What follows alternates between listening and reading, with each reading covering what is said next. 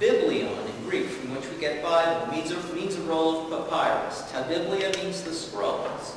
That's where we get Bible. We still use the word volume. This is merely the Latin word for a scroll, volumen. And the standard formula at the end of any Latin volumen, explicitus est liber, meaning the book is unrolled, gives us our English word explicit. In Armenian, the scroll gives the language its word for parchment itself, magabat, meaning parchment as opposed to tucht, paper, comes from the Syriac word magalatha, which is the same as Hebrew Megillah, scroll. So that the word magabat comes from the thing that was most often made of it. So, though the earliest datable Armenian scrolls that we have preserved come from around the 15th century, it's very likely that their form itself indicates greater antiquity. And in any case, we know that Armenian clerics inveighed against them from a very early date. For instance, Hovhan Myragonetsi, or Myragonetsi, Catholicos, 7th century, wrote numerous sermons excoriating his flock for various things the church disapproved: drinking, going to the theater, and other more serious lapses. And he has an oration, Vasan Char Saborutyan Yertman, on the evil custom of oath-taking, in which he alludes specifically to swearing by saints in the cross, which is commonplace in talismanic scrolls.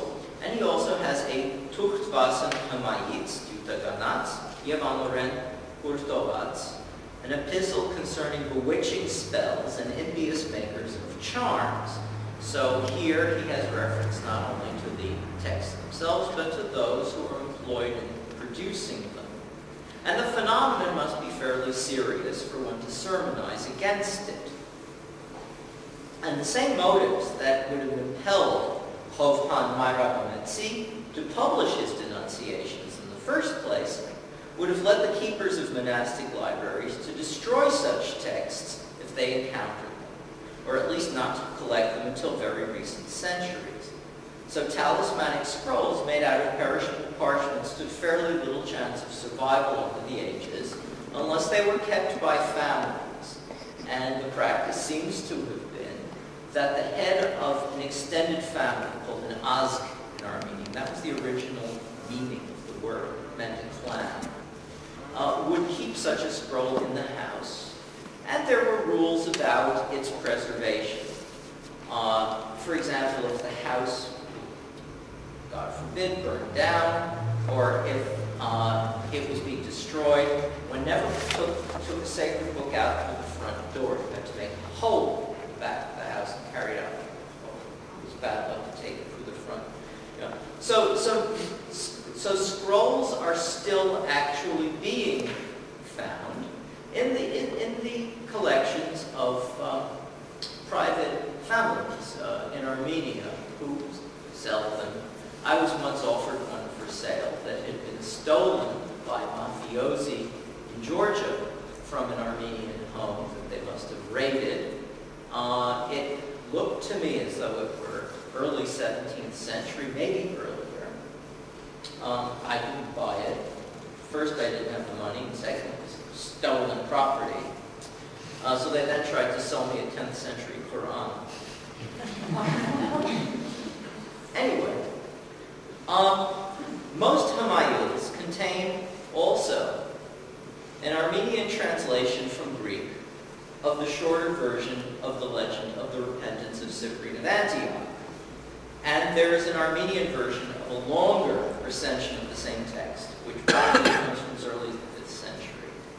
The short form of the narrative is the one used for magic, and it's found in the first Armenian printed book, Krikor here, the Friday book, which is so called because of the potency of magic performed on that day.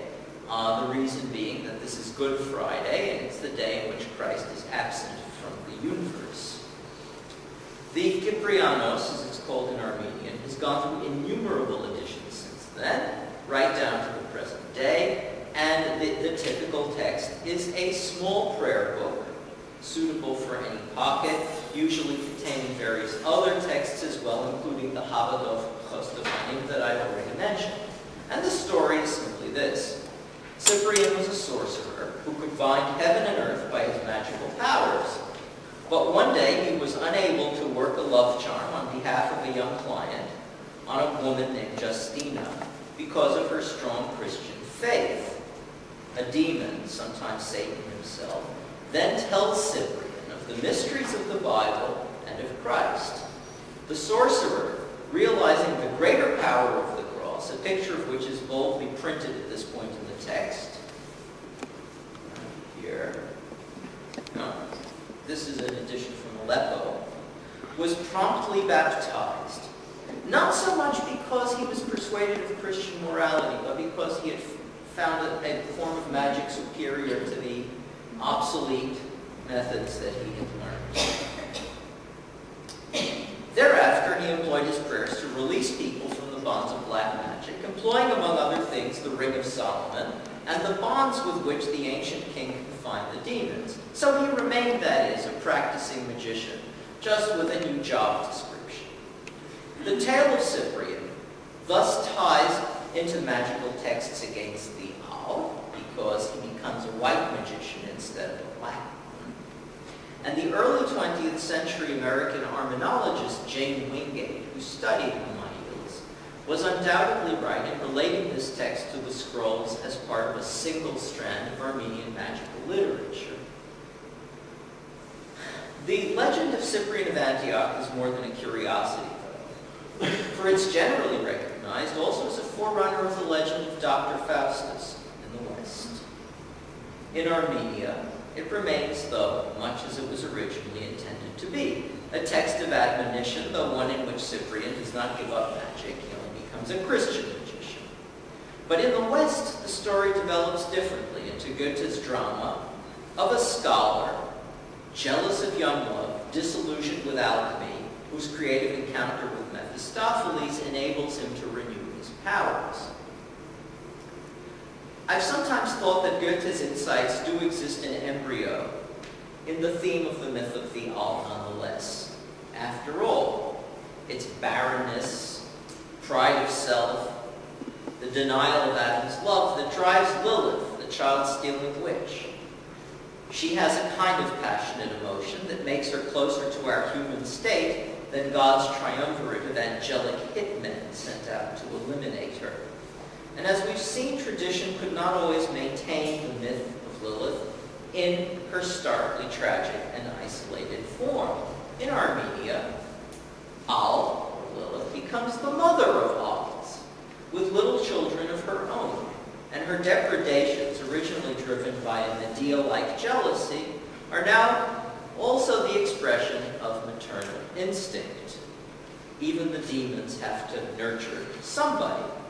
This change in the tale seems to me of some importance, for true magic has to be manipulative.